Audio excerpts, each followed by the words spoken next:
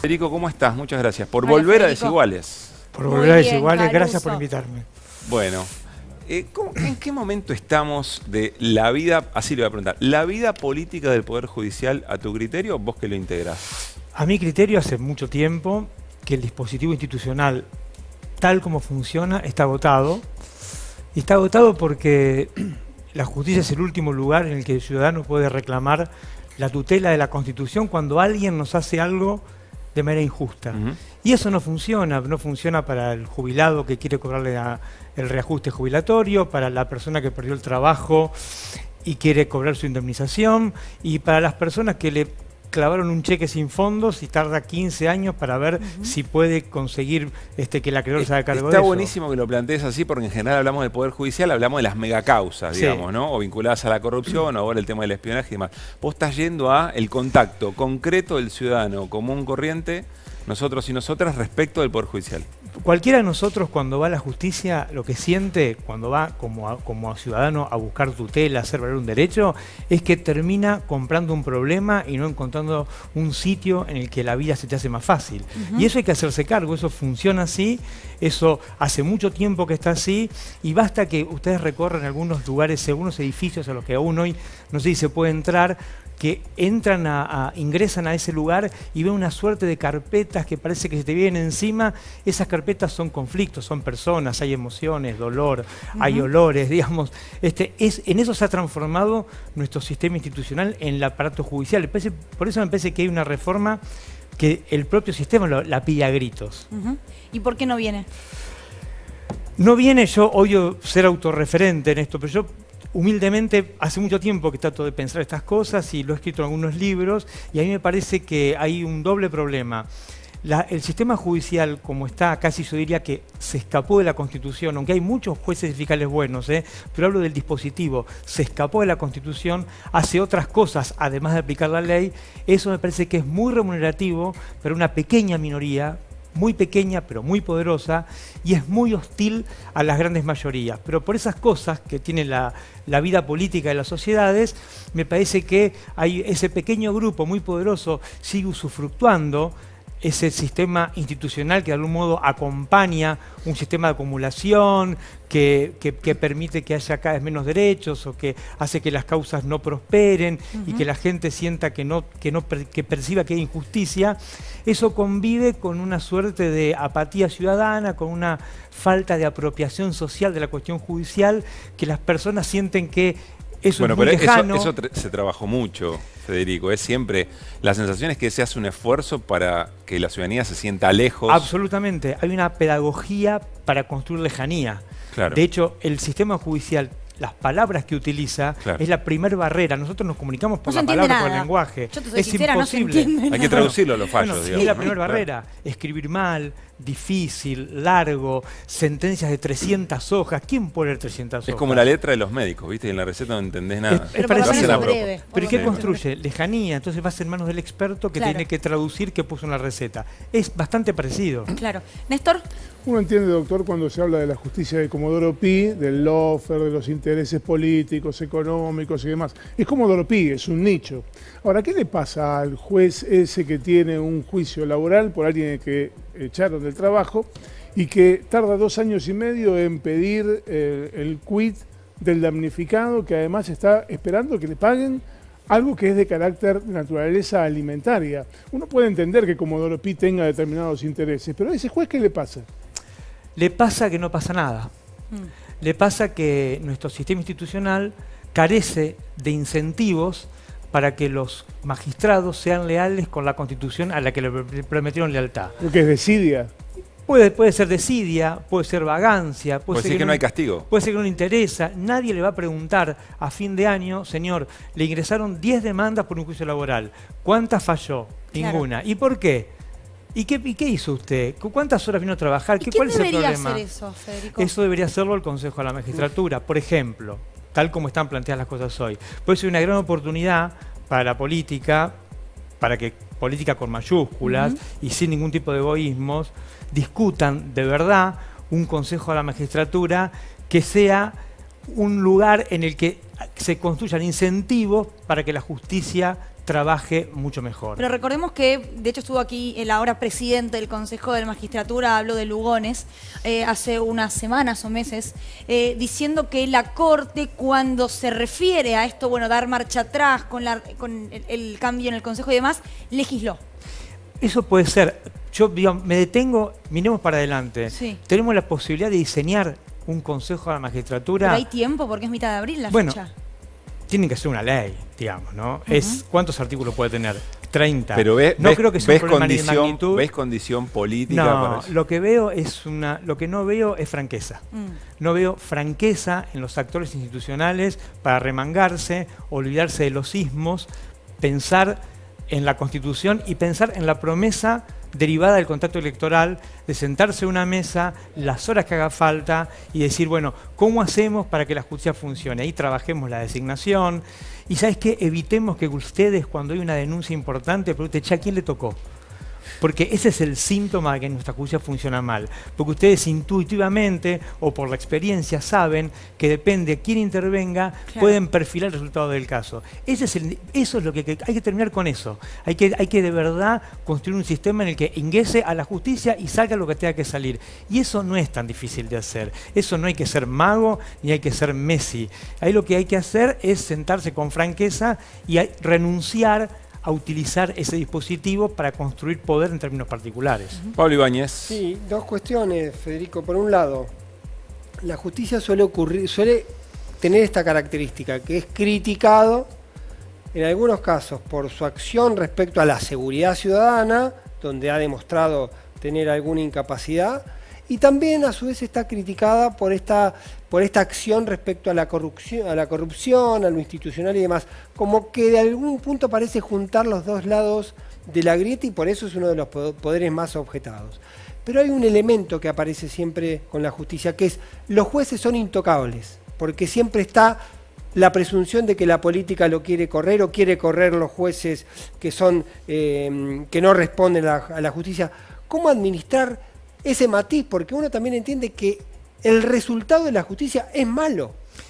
Primero, la autonomía de los jueces no es un derecho de los jueces, es de los ciudadanos.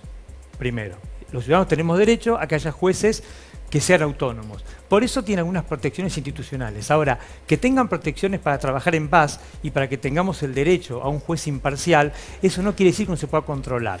Y acá hay una serie de resignificaciones en la que protecciones institucionales que están pensadas para el ciudadano se transforman de alguna manera en una suerte de privilegios o de escudos para los ocasionales funcionarios. Pero por eso te digo, ahí hay que trabajar. Cuando el juez no trabaja o es poco eficaz o poco proactivo, también está parado sobre esa condición de ser casi intocable o considerarse intocable. Pero eso ocurre porque la Constitución es sabia y hay espacios, por ejemplo el Consejo de la Magistratura, que fueron diseñados en 1994 para intervenir sobre eso y para que eso no sea un poder absoluto del juez, sino que tenga la obligación de rendir cuentas como la tenemos cualquiera de los ciudadanos en cualquier orden de la vida. Por eso digo, hay que trabajar con franqueza y hay que simplemente leer la Constitución y hacer una ley que respete esos ítems. Federico, lo último sobre esto, porque tenemos varios temas para charlar, pero cuando vos pedís franqueza para solucionar esto y que, como recién decía el Graf, no hay que ser ni mago ni Messi para resolverlo, me hace acordar a las discusiones alrededor, por ejemplo, del tema inflación. El gobierno ha tenido una postura siempre, bueno, acá lo que ha faltado es que todos se sienten en la mesa con buena voluntad, cada uno diga, bueno, cuál es su costo, cuál es su margen de ganancia razonable y lo vamos a solucionar. En el medio lo que hay es actores, a veces con nombre propio o espacios concretos de poder que no quieren llegar a esa solución o cuyos proyectos son tan antagónicos, en este caso en la utilización del Poder Judicial para poder llevar adelante cosas que están reñidas con la Constitución. Esto es lo que, o sea, no parece ser un problema de voluntad, parece un problema mucho más intrínseco, casi de corrupción enquistada muy fuerte en el esquema. Por eso humildemente sostengo que cuando discutimos la justicia, discutimos cómo funciona el poder político en la Argentina realmente existente. Claro. Cuáles son las articulaciones, cómo funciona ese poder político. Guillermo O'Donnell decía que la Argentina funciona en base a un corporativismo anárquico, en el que las instituciones son una especie de ring, de arena, en el que cualquiera puja por tomarla, por subordinarla respecto a sus intereses y hacer lo que quiera con las instituciones. Eso yo lo estoy exagerando por los tiempos propios de la tele, Sí. pero me parece que la justicia no escapa a esa matriz. Hay una Argentina legal y una Argentina real. La Argentina real está plagada de egoísmo, de pujas corporativas, de intereses mezquinos. La justicia no puede escapar a eso. Claro. Por eso cuando discutimos poder judicial, discutimos cómo se sedimenta el poder político. De hecho, Néstor Kirchner y Gustavo Vélez no pudieron hacer su reforma judicial. Cristina Kirchner lo intentó, consiguió las leyes y las leyes al final terminaron todas mutiladas. Alberto Fernández tiene su proyecto de ley dando vueltas por el Congreso desde hace ya un par de años. Yo solamente recuerdo que Carlos Menem logró modificar la ley de enjuiciamiento criminal. Esto quiere decir que no es tan fácil como discutir una ley. Estamos discutiendo cómo funciona el poder político. Bueno, Mencionaste casi a todos los últimos presidentes, no Alfonsín, que tuvo otros líos también bastante Sí, importantes no. viniendo de una dictadura. Menem, Kirchner, Cristina Fernández. Macri tuvo el suyo Macri con Garabano y no pudieron. también lo Justicia intentó. 2020 lo intentaron y no pudieron. Mi pregunta es, ¿había alguna lógica común en todos esos proyectos de reforma o eran totalmente diferentes? Yo creo que hay una intuición común, que algo hay que hacer con la justicia. Hay una intuición común que algo hay que hacer con la justicia porque funciona de un modo, ustedes saben bien cómo funciona, pero el primer rasgo en términos de vida pública es ser tolerante con los gobiernos de turno y después ser feroz con esas mismas personas cuando dejan los gobiernos. Digamos, bajo ese gran paradigma hay un montón de vicios. Pero, y me parece Federico, que todos son conscientes de eso y nadie ha logrado de verdad crear las condiciones para tomar el toro por Pero los no es el astas. mismo proyecto de poder judicial de la democracia de mercado que la, que la de un capitalismo de Estado. No, por eso digo, hay una intuición. La intuición es que funciona mal. Eso me parece que une todos los proyectos. Después, al interior de cada proyecto, algunos son hasta antagónicos. Pero quiero decir, me parece que hay una intuición común en que algo hay que hacer con la justicia. Te voy a sacar del tema política específicamente, aunque no tanto. Y como decía Pablo, ayer todos nos convertimos en previsionalistas, producto de la discusión de este borrador, en el que lo que dijo el presidente Alberto Fernández es no vamos a modificar nada, sí evaluar lo que tiene que ver con las jubilaciones del Poder Judicial y del sistema diplomático. Sí. ¿Qué pasa con las jubilaciones del Poder Judicial? Bueno, siempre es feo tener que discutir que los derechos sociales se reduzcan, ¿no? Eso me parece que lo primero que hay que pensar. Los derechos sociales hay que engordarlos siempre y no bajarlos. Las jubilaciones del Poder Judicial, si uno las compara con las de cualquiera de nuestros familiares, digamos, son incomparables, digamos, tienen mucho más dinero. Porque los salarios lo son. Porque los salarios son mucho mayores también. Porque no se pagan ganancias. Claro, ahora, y si eso medimos lo que ganamos los judiciales con lo que producimos, eso también indigna, claramente. Ahora, me parece que hay una tercera variable, que quienes tengan que discutir esto deben tenerla en cuenta, es que en el sistema judicial la mayoría de la gente es gente honesta, que labura, Sin mal o duda. bien, que hace sus cosas, y esa gente tiene, durante toda su vida como servidor público, no puede hacer otra cosa que no sea trabajar de eso. Entonces, me parece que la jubilación, que parece de privilegio en términos económicos, también tiene alguna forma de pensarla de otro modo. Yo creo que hay que trabajar en Recordemos que esas tres cuando un abogado variables. trabaja en el Poder Judicial tiene la matrícula suspendida para ejercer. No puede hacer otra cosa, solo a la docencia universitaria, no puede hacer otra cosa de su vida patrimonial, de su vida comercial. Entonces, en esos pequeños secretos se alojan algunas cosas que son percibidas como privilegios, sobre todo porque nosotros, los argentinos, vivimos básicamente mal, nos estamos acostumbrando a eso y nos acostumbramos también a nivelar para abajo. Eso es malo. Y si comparamos los salarios judiciales, las jubilaciones judiciales con lo que producimos, eso también genera bronca y bien fundada. Entonces me parece que hay que tener mucho cuidado cuando discutamos eso, porque se trata en definitiva yo creo que hay que engordar los derechos y hay que nivelar para arriba, pero es mi opinión. Vos decís que no se puede discutir a la ligera esto. Yo creo que hay que con mucho cuidado esas cosas. Bien. ¿Y la reacción del Poder Judicial cuál sería en caso de que se discuta a la ligera? El Poder Judicial nunca reacciona, discutimos reforma judicial hace muchos años y el Poder Judicial no habla en tanto Poder Judicial. Eso es lo primero que digo. Reacciona de otros modos y siempre resiste. El Poder Judicial es muy resistente a los cambios, a cualquiera. Cuando eso supone perder ingresos, obviamente intuyo que va a ser mucho más fuerte. Pero Claro. siempre es un poder que es muy reticente a los cambios. De hecho, si no fuese por el COVID-19, que fue una cosa buena tuvo, fue que nos hizo matar, entre comillas, el expediente papel Es y cierto. poder dejar de trabajar con telegramas y de nuevo empezar a ponernos a tono un poco con cómo funciona el mundo. ¿Cómo está funcionando la digitalización de la justicia? Bien, pero se hizo de manera traumática. ¿Por qué? Porque precisamente es un lugar que es muy resistente a los cambios. Última, por lo menos mía, respecto de la reforma. ¿Se puede pensar una reforma sin que la gran mayoría de trabajadores y trabajadoras honestas dentro del Poder Judicial se involucren, como en algún momento ocurrió con Justicia Legítima? Sí. Sé que sigue existiendo la asociación, pero no tiene el protagonismo político que tuvo. A mí me parece que eso también depende de... Hay una cosa que es muy perversa. Los judiciales, casi todos, te digo, cuando hablas mano a mano, y sobre todo los empleados medios, nadie está contento y nadie está conforme con su trabajo ni las cosas que pasan. Nadie.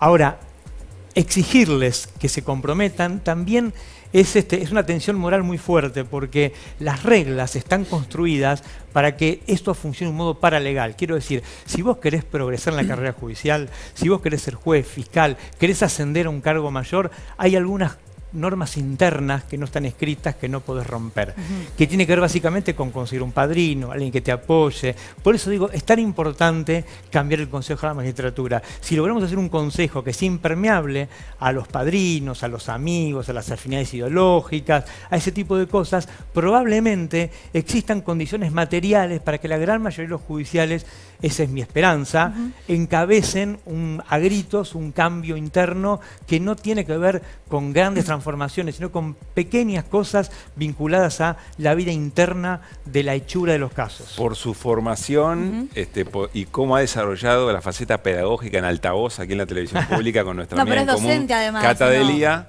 Increíble, un lujo, charlar estas docencia. cosas con Federico Delgado. Además. Igual te digo, es una película, Sí. Yo, The Good Wife, que es una serie de abogados de Chicago, me la vi entera y creí que era todo mentira. Es todo verdad. Vos, Luli, preguntabas recién cómo reaccionaría el Poder Judicial ante un esbozo de reforma judicial, de reforma previsional.